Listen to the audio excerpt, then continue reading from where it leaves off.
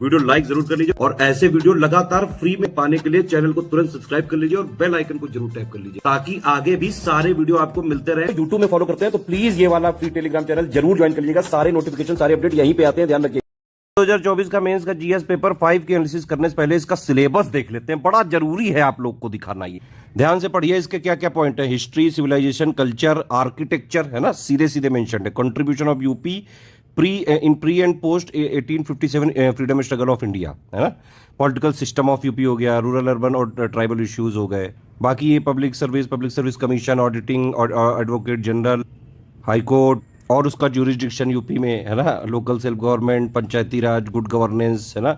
Land reforms, plus ये special state selection criteria वाला हो गया, प्लस ये इश्यूज रिलेटेड टू सिक्योरिटी वाला हो गया, लॉ एंड ऑर्डर हो गया, मेडिकल इश्यूज हो गया, और ये स्टेट एजुकेशन हो गया, contribution of UP in development of India, current affair of UP, NGO के इश्यूज, है ना, टूरिज्म के, ये सब है। 21 पॉइंट का टोटल सिलेबस है इसका जीएस 5 का। अब ये पेपर देखते हैं, और उससे पहले मैं बताऊं आपको, ये जीएस 5 का पेपर है। यूपी स्पेशल के 2 पेपर हैं, है ना। पहला ये जीएस 5 जिसमें 21 पॉइंट है, दूसरा है जीएस 6 जिसमें 23 पॉइंट है।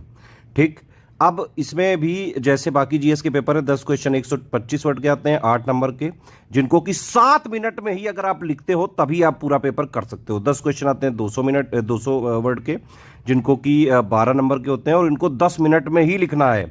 अगर आप ये फॉलो करते हो तभी आप पूरा पेपर अटेम्प्ट कर सकते हो। ये देखने में भले ही ईजी लग रहा हो, लेकिन जब आप लिखने बैठोगे 3 घंटे तक लगातार, तो पूरा पेपर अटेम्प्ट करना एक थोड़ा सा चैलेंज तो होता है। हालांकि ये पेपर ईजी साइड है, ठीक है।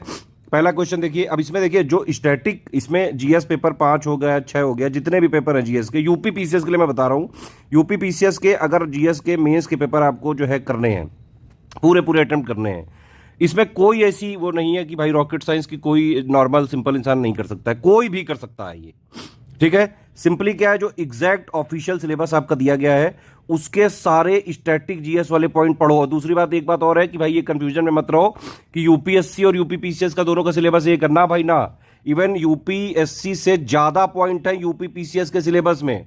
इवन यूपी पीसीएस का जीएस 1 में, जीएस 2 में, जीएस 3 में भी यूपीएससी के जीएस 1, 2, 3 से ज्यादा पॉइंट हैं।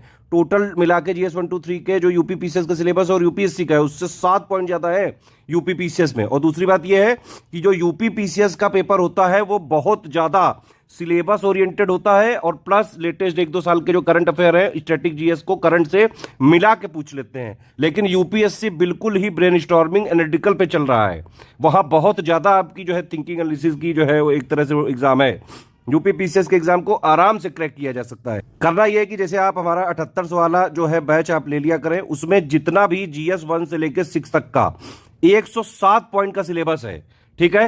हर पॉइंट का जो स्टैटिक जीएस वाला पार्ट है, जितना थ्योरी, बेसिक अंडरस्टैंडिंग, सारे फैक्ट्स वगैरह जितने जरूरी हैं हर एक पॉइंट से रिलेटेड, वो हम सब आपको उसमें जो है प्रोवाइड कर देते हैं। अब पीसीएस में बेटा एक बात ये समझ लीजिए, अगर आपने वीडियो वगैरह का, देखो प्री के लिए तो ठीक है वीडियो वगैरह से हो सकता है, लेकिन मेंस में अगर आपने वीडियो का सहारा लिया तो आप उसको खुद नहीं पढ़ोगे और फिर वो थिंक और एनालिसिस नहीं कर पाओगे, ब्रेनस्टॉर्मिंग नहीं कर पाओगे, तो फिर समझ नहीं बन पाएगी जीवन में कभी भी। समझ बनानी जरूरी है। स्टैटिक जीएस को पढ़ना है, खुद पढ़ना है, सेल्फ स्टडी करनी है, सोचना है, थिंक करना है, ब्रेनस्टॉर्मिंग करनी है, और लेटेस्ट 1-1.5 साल का करंट अफेयर पढ़ना है। यूपी बजट से ही बहुत सारा कुछ आपको मिल जाता है डेटा, उसका पापा वीडियो जरूर से जरूर देखा करो। इतनी चीजें करके ये तो पढ़ाई वाला पार्ट हो गया, है ना, कि 7800 वाले में ज्वाइन करके स्टैटिक जीएस पूरा पढ़ लो, लास्ट 1-1.5 साल का करंट अफेयर पढ़ लो, पढ़ने वाला पार्ट इससे हो जाता है। प्लस हमारे जो आंसर राइटिंग वाले बैच होते हैं, जो टेस्ट सीरीज वाले बैच होते हैं, अगर उनसे पूरी प्रैक्टिस कर लो, बेसिक से एडवांस तक की एक एक चीज जो है सिखा दी जाती है, पूरा एक एक फीडबैक, पर्सनल गाइडेंस दिया जाता है। इतना जिसने भी करके गए जो एससीएस के आज वो पेपर बिल्कुल उड़ा के आए होंगे हर बार की तरह। चलो अब एक एक पेपर देखते हैं। पहला क्वेश्चन देखो, कुंभ हुआ था, उसी से रिलेट करके सीधे सीधे पूछ लिया, ठीक है। दूसरा क्वेश्चन देखो, डायरेक्टली सिलेबस के पॉइंट से, थ्योरी अगर आपने पढ़ी होती तो भी आप ये कर सकते थे। तीसरा क्वेश्चन देखो, अभी मैंने दिखाया था सिलेबस, प्री और पोस्ट 1857 का है सिलेबस में, डायरेक्ट क्वेश्चन। ये थोड़ा बढ़िया क्वेश्चन माना जाएगा।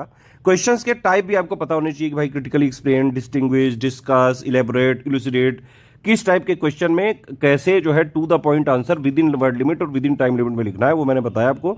स्टैटिक जी जो जितना भी सिलेबस है उसका स्टैटिक जीएस का आपको थ्योरी अंडरस्टैंडिंग समझनी पड़ेगी, खुद पढ़ के समझनी पड़ेगी, और करंट अफेयर पढ़ना पड़ेगा। उसके अलावा ये पढ़ने के अलावा भाई मेंस में सिलेक्शन होता है सिर्फ आंसर राइटिंग से, इसीलिए आंसर राइटिंग जरूरी होती है। और हमारी जो टीम है आंसर राइटिंग की पिछले 9 साल से गाइड कर रही है, इसीलिए सबसे ज्यादा यूपीपीसीएस में selection study for civil services से ही होते हैं, क्योंकि हम इस तरह से गाइड करते हैं कि भाई आप बिल्कुल to the point answer exam में कैसे लिखो, सारे वर्ड लिमिट और टाइम लिमिट को फॉलो करते हुए, ताकि आपके ज्यादा से ज्यादा नंबर ला सको आप। बजट के पापा वीडियो में कई सारे पॉइंट इस पे डिस्कस भी किए हुए हैं मैंने, अगर आपने देखा होगा तो करके आए होंगे। डायरेक्ट क्वेश्चन है ना सिलेबस से, इसीलिए मैंने सिलेबस दिखाया था। देखो है डायरेक्ट क्वेश्चन आया कि नहीं आया, ये सारे क्वेश्चन जो है बाकायदा हम अपने आंसर राइटिंग टेस्ट सीरीज में प्रैक्टिस करा चुके हैं, एक नहीं कई कई बार, तो आराम से आप जो है करके आए हो। ये देखो डायरेक्ट क्वेश्चन है, problems related to NGOs in UP, सीधे सीधे सिलेबस का पॉइंट है, थ्योरी भी पढ़ी होती तो आराम से टैकल किया जा सकता था। ये कॉमन सेंस बेस्ड क्वेश्चन है, जिसने भी जो सिविल सर्विसेज की तैयारी करता है, इनलैंड वाटरवेज अथॉरिटी, ये सब जो है आपने पढ़ाई होगा, और ये आराम से टैकल किया जा सकता था। स्मार्ट सिटी वाला तो चल ही रहा है ना, ये तो आना ही था, स्मार्ट सिटी काफ़ी पूछा है इस बार। फिर ये सीधे सीधे देखो डायरेक्ट क्वेश्चन आ गया आर्किटेक्चर ऑफ यूपी से। फिर ये एंशियंट यूपी का डायरेक्ट क्वेश्चन आ गया है ना। फिर ये role of UP in Indian freedom movement, सीधे सीधे सिलेबस का पॉइंट ही में बस ये आगे जोड़ दिया, ये बन गया क्वेश्चन। सीधे सीधे जो है देखो ये है फैक्चुअल सवाल पूछते हैं इसमें, मेंस में भी एक आध क्वेश्चन आर्टिकल छोड़ के, बाकी तो ये देखो यूपी जो है विधान परिषद का ये क्वेश्चन। एक्चुअली मैं अपने जो मैं पॉडकास्ट वगैरह की सीरीज चला रहा हूँ इस समय एमपी एमएलए के साथ, उसमें भी मैं जो है कई बार ये क्वेश्चन पूछा हूँ। कई जो है विधायक तो गुस्सा भी हो जाते हैं कि यार ये क्या कह रहे हो यार आप, जो है ये एमएलसी की कोई उपयोगिता ही नहीं होती है। आप बताइए इसमें ये जो आप स्टेटमेंट एक बार पढ़ें इसका, एक बार आप बताएं कि आपके हिसाब से क्या एमएलसी होना चाहिए कि नहीं। आपने जरूर पढ़ा होगा ये सब पॉलिटी। इसमें जो देखिए ये इस टाइप के पेपर में एक बार आप ये जरूर ध्यान रखा करें, जो यूपी के करंट अफेयर की चीज़ें होती हैं उसको क्वेश्चन में कहीं ना कहीं कनेक्ट जरूर करा करिए। यूपी की कोई स्कीम वगैरह है ना, कोई और जो है चीज़ें बजट वगैरह में मेंशन है, वो सब आपको करना चाहिए, एग्जाम्पल वगैरह देने चाहिए। इसमें तो बाकायदा लिख ही दिया है एग्जाम्पल, अच्छा क्वेश्चन माना जाएगा ये। अब बताओ यूपी, ये बड़ा इंटरेस्टिंग क्वेश्चन है भाई, इसका मैं चाहता हूं कि आप स्टूडेंट सभी लोग एक बार आंसर लिखो, मैं इसको खुद आपके लिए बाकायदा इसको चेक करके फीडबैक भी दूंगा। Discuss the role of UP PSC मतलब Uttar Pradesh public service commission and explain the changes before it for independent and impartial selection of public servant. बड़े चैलेंजेस है भाई यूपी पीएससी आयोग के सामने कि कैसे इंडिपेंडेंट और इम्पार्शियल यानी कि स्वतंत्र और निष्पक्ष चयन के लिए जो है बताइए यूपीपीएससी के सामने बहुत सारी चुनौतियां हैं, जबकि यूपीपीएससी आयोग का गठन ही इसलिए किया गया है कि ये स्वतंत्र और निष्पक्ष जो है चयन करें। ये क्वेश्चन आयोग ने क्यों पूछा है, आयोग क्या मैसेज देना चाहता है, मुझे नहीं समझ में आता है इसको, लेकिन आप इसको प्लीज एक बार अटेम्प्ट जरूर करें।